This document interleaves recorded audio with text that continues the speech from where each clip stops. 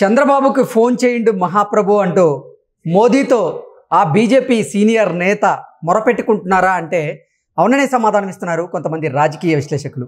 ఇక ఇదే అంశానికి సంబంధించి మనతో మాట్లాడేందుకు ప్రముఖ రాజకీయ విశ్లేషకులు కృష్ణకుమారి గారు మనతో ఉన్నారు. మేడంతో మాట్లాడదు. మేడం నమస్తే. నమస్తే మేడం, చంద్రబాబుకు ఫోన్ చేయండి మహాప్రభు అంటూ ఒక బీజేపీ అగ్రనేత మోదీ గారికి మొరపెట్టుకుంటున్నారంటూ ఒక వార్త బయటకు వచ్చింది. ఏంటి మేడం, ఆ వార్తలో వాస్తవం ఉందా? ఈ వార్తలో వాస్తవం ఉంది మేడం. ఇంతకు ముందు కూడా ఇలాంటి వార్తలు ప్రచారంలో ఉన్నాయి. ఏంటంటే ఇది ఇప్పటిది కూడా కాదు. బీజేపీ స్ట్రాటజీ ఏంటంటే బీజేపీ తను బలంగా ఉన్న చోటేమో ఎవరితోనూ పొత్తు పెట్టుకుంటానికి ఇష్టపడదు. తను బలంగా లేని చోట మట్టుకు బలంగా ఉన్న వాళ్ళ పక్కన పరాన్నజీవిగా ఉండటానికి బీజేపీ బాగా ప్రయత్నం చేస్తుంది. దానిలో భాగంగానే పోయినసారి 2014లో కూడా టీడీపీ నుంచి ఒక ఇద్దరు ఏమో ఎమ్మెల్యేలు ఉన్నారు, వాళ్ళకి అవును, ఒక ఎమ్మెల్సీ ఉన్నారు, అలాగే ఒక మంత్రి ఉన్నారు, ఒకరు ఎమ్మెల్సీ, మంత్రి, ఎంపీ, ఎమ్మెల్యేలు ఇట్లా వాళ్ళు అధికారాన్ని బాగానే పంచుకున్నారు. అంటే వాళ్ళ ఉద్దేశం ఏంటంటే ఇవాళ ఉన్న పరిస్థితిలో వాళ్ళకి ఎప్పటి నుంచో ఈ అంచనా ఉంది, మనం ఆంధ్రప్రదేశ్కి చేసిన అన్యాయానికి మనము ఒంటరిగా పోటీ చేస్తే గెలవలేము, అందుకోసం బలమైన పార్టీ పక్కన మనం చేరటం అనేది అవసరం అనేది వాళ్ళ నమ్మకం. ఓకే, అంటే వాళ్ళ స్ట్రాటజీ అది. దాని ప్రకారమే 2014లో అలాగే చేశారు. 2019లో ఆ పప్పులు ఉడకలే,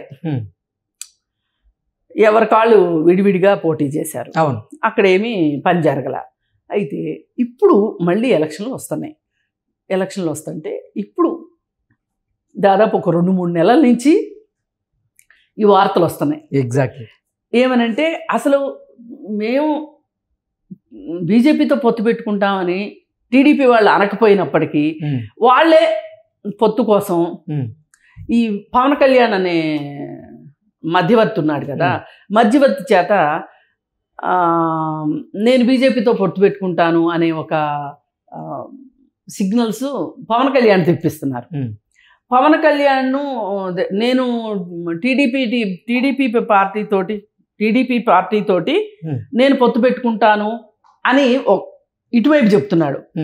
అంటే అటు బీజేపీతో పెట్టుకుని ఇటు టీడీపీతోనూ పెట్టుకుంటే అప్పుడేమవుతుంది, ముగ్గురు కలిసి పొత్తులో ఉన్నట్టు అవుతుంది. అవును, డైరెక్ట్గా టీడీపీ బీజేపీతో పొత్తు పెట్టుకోకపోయినా ఈ పవన్ కళ్యాణ్ కోసము ఈ జనసేన పార్టీ తోటి పొత్తు పెట్టుకున్నప్పుడు పరోక్షంగా బీజేపీతో కూడా పొత్తు పెట్టుకున్నట్టే అవుతుంది. అంటే అసలు కేంద్ర ఇంటెలిజెన్స్ విభాగం నుంచి మోదీ గారు ఒక రిపోర్ట్ నేర్చుకున్నారు. ఆంధ్రప్రదేశ్లో జగన్మోహన్ రెడ్డి ఓడిపోబోతున్నారు, టీడీపీ జనసేన కూటమి గెలవబోతుందంటూ ఆ రిపోర్ట్ ఇచ్చిందని, ఆ రిపోర్ట్ ప్రకారంగా మోదీ ఎట్టి పరిస్థితుల్లోనూ ఈసారి చంద్రబాబు గారితో మనం పొత్తు పెట్టుకోవాలని భావిస్తున్నట్లు. అవును, ఇది ఇది ఇది ఇవన్నీ వాస్తవాలే. అందుకే వాళ్ళు పవన్ కళ్యాణ్ వాడుతున్నారు. బీజేపీ వాళ్ళు డైరెక్ట్గా చంద్రబాబు నాయుడు దగ్గరికి రాకోకుండా పవన్ కళ్యాణ్ తోటి చెప్పిస్తుంది. అందుకే గొంతు పవన్ కళ్యాణ్ది కావచ్చు, మాట బీజేపీది. ఓకే, అది అలా ప్రయత్నం చేస్తున్నారు. అంటే వాళ్ళు ఇటువైపు నుంచి కాకపోతే అటువైపు నుంచి, అటువైపు నుంచి కాకపోతే ఇటువైపు నుంచి నరుక్కొద్దామని చెప్పి చూస్తున్నారు.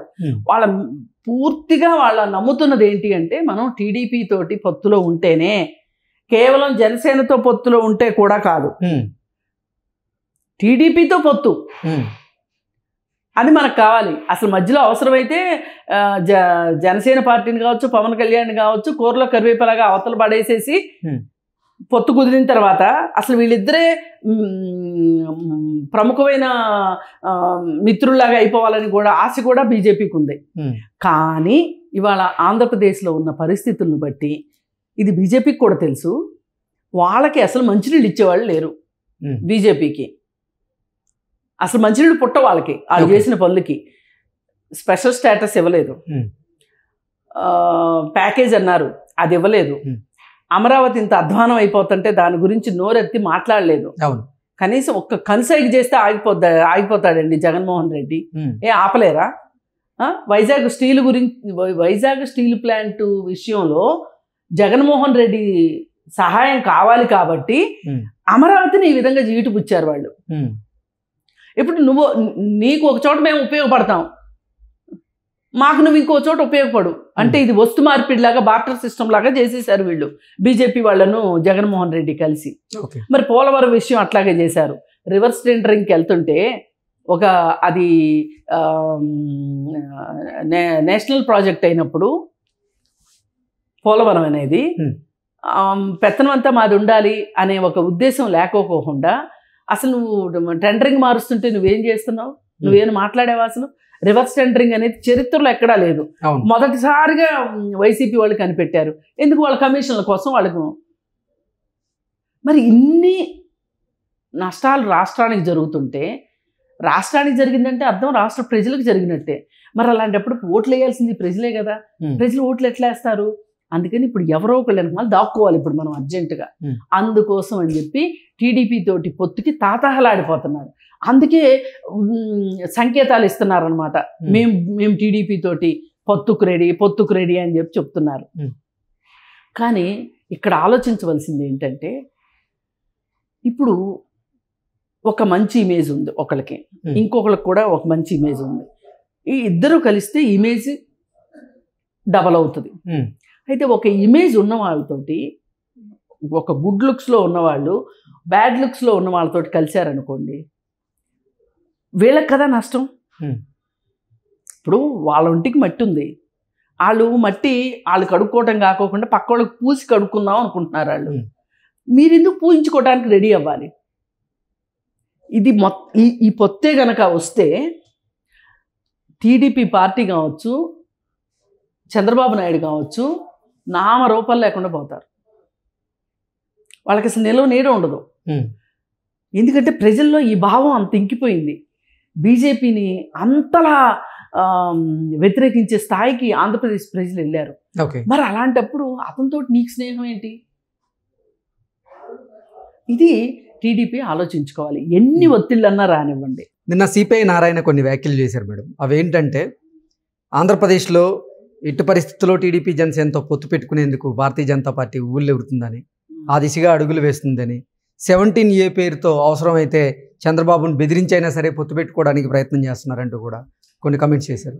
అసలు ఇప్పుడు చంద్రబాబు నాయుడిని అరెస్ట్ చేయించడం వెనకమాల జగన్మోహన్ రెడ్డి తన సొంత వైరం ఉంది, శత్రుత్వం ఉంది. దానికి ఈ కేసు ఇలా ఉంటే శరణు అంట బీజేపీ దగ్గరకు వచ్చినప్పుడు టీడీపీ పార్టీ తోటి కొన్ని ఒప్పందాలు తీసుకొని ఆ కేసు నుంచి చంద్రబాబు నాయుడిని బయటేయాలి. ఇటు ఒక పక్కన వీళ్ళకి కక్షా తీరుతుంది, అటు పక్క మనకి రాజకీయ లబ్ధి వస్తుంది అనే ఉద్దేశంలోకి బీజేపీ ఎప్పుడూ పావులు వెళ్తుంది. అన్ని చేసినా కానీ చంద్రబాబు నాయుడు కూడా ఒకానొక సందర్భంలో అటువైపు మొగ్గేవాడేమో. కానీ మొగ్గకపోవటానికి కారణం ఏంటంటే, ఆయన కూడా అంత ఊహించాల.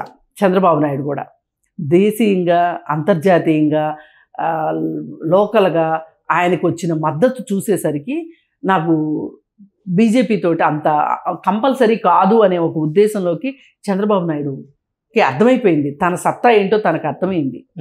అది ఎదుర్కోలేకనే నన్ను జైల్లో పెట్టారు, నాతో ఏవో ఒక ఒప్పందాలు చేయించుకుంటానికి వీళ్ళు నన్ను జైల్లో పెట్టారు అనే సంగతి చంద్రబాబు నాయుడుకి అర్థమైపోయింది. కాకపోతే ఈ మొత్తంలో ఆటలో అరటిపండులాగా పవన్ కళ్యాణ్ గబగబా అందరికంటే ముందెళ్ళి చంద్రబాబు నాయుడిని అరెస్ట్ చేసినప్పుడు ఆయన ఘర్షణ పట్టము, పోలీసులతోటి ఆయన రోడ్డు మీద కూర్చోవటము, లోకేష్కి నేనున్నాను తమ్ముడు అని చెప్పి భరోసా ఇవ్వటము, వీటన్నిటి వెనకమాల ఏంటి అంటే అతను ఆ పరిస్థితిని సొమ్ము చేసుకుందాం అనుకున్నాడు పవన్ కళ్యాణ్. కానీ పవన్ కళ్యాణ్కి ఈ ఐడియా ఇచ్చింది బీజేపీయే. ఇప్పుడు బీజేపీ ఏం చెప్తే చేస్తాడు పవన్ కళ్యాణ్. ఇదంతా ఏంటి అంటే పిర్రగిల్లి జోలపాటం అంటారు చూసారా, అలా చేశారు వీళ్ళు. చంద్రబాబు నాయుడుని దారికి తెచ్చుకోవడానికి రకరకాల ప్రయత్నాలు చేశారు, ఎన్నో ప్రయోగాలు చేశారు. ఇన్నిటిని తట్టుకుని ఉన్న చంద్రబాబు నాయుడు ఈవేళ ఖచ్చితంగా నాకు జనసేన లేకపోయినా పర్వాలేదు, నాకు వామపక్షాలు ఉంటే చాలు, నేను సొంతగా పోటీ చేస్తాను, గెలవగలను అనే ఒక పరిస్థితిలోకి చంద్రబాబు నాయుడు ధైర్యంగా ఉండాలి. ఎందుకంటే పవన్ కళ్యాణ్ చేత ఇన్ని నాటకాలు ఆడిచ్చిన బీజేపీ పార్టీ ఎంతవరకు కరెక్ట్ అనేది ఉండాలి కదా, ఆలోచించాలి కదా. అసలు అవసరమే లేదు బీజేపీ తోటి పొత్తు. ఇవాళ చంద్రబాబు నాయుడు ఉన్న పరిస్థితికి అంత అవసరమే లేదు. మరి ఈ పరిస్థితుల్లో వాళ్ళు చాలా ఎన్ని ప్రయత్నాలు చేసినప్పటికీ కూడా వాళ్ళతోటి పొత్తు అనేది కరెక్ట్ కాదు అనేది మటుకు చంద్రబాబు నాయుడు ఇక్కడ అర్థం చేసుకోవాల్సింది. చంద్రబాబు నాయుడు వాళ్ళు తహతహలాడుతుంది ఒక 2-3 ఎమ్మెల్యే సీట్ల కోసము, ఒక ఎంపీ సీటు కోసము, అవసరమైతే ఒక మంత్రి సీటు కోసం వాళ్ళు చేస్తున్నారు. కానీ అసలు వాళ్ళతో అంటూ పొత్తు జరిగితే గనక రాష్ట్రంలో ప్రజలందరి దృష్టిలో రేపొద్దున చంద్రబాబు నాయుడు వెళ్ళనై కూర్చుంటాడు. అది అంటే అందుకే అంటారు రాజకీయాల్లో హత్యలుండవు, ఆత్మహత్యలే ఉంటాయి అని. ఇప్పుడు బీజేపీ తోటి పొత్తు పెట్టుకోవడం అనేది ఆత్మహత్య సదృశ్యమైన విషయం టీడీపీకి. అందుకని వాళ్ళు చాలా జాగరూకతతో ఉండాలి. మరి ఎవరు మేడం అంటే అసలు మోదీ గారికి మొరపెట్టుకుంటున్న ఆ నేత ఎవరు, ఎందుకు మొరపెట్టుకుంటున్నారు? ఎవరై ఉంటారు? మొదటి నుంచి పురంధరేశ్వరే అక్కడ పరిస్థితి గురించి సీల్డ్ కవర్ ఇచ్చారు అని అన్నారు. విష్ణురాజు ఎవరో ఇంకొక ఆయన ఉన్నారు. ఆయన అయితే డైరెక్ట్గా మీరు ఫోన్ చేయండి బాబు అని మోడీని అడుగుతున్నట్లుగా వార్తలు వచ్చినాయి. ఇప్పుడే అక్కడ కొంతమందికి ఏంటంటే వాళ్ళు ఈ పొత్తు ద్వారా ఎమ్మెల్యేలు అవ్వాలి అనుకుంటున్న వాళ్ళు ఉన్నారు, ఒకళ్ళిద్దరు అక్కడ. విష్ణు కుమార్ రాజు కావచ్చు, లేకపోతే ఇంకొక ఆయన ఉన్నారు. వీళ్ళు తాతాలాడుతున్నారు. ఎందుకంటే మనం ఎట్లా పొత్తుంటే మనం ఎమ్మెల్యేలు అయిపోతాం.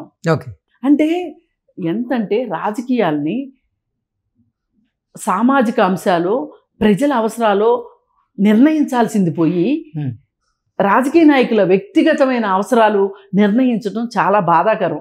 ఇక్కడే చాలా స్వార్థం ఉంది. ఇట్లాంటప్పుడే చాలా జాగ్రత్తగా అడుగులు వేయాల్సిన అవసరం. Okay madam, thank you so much.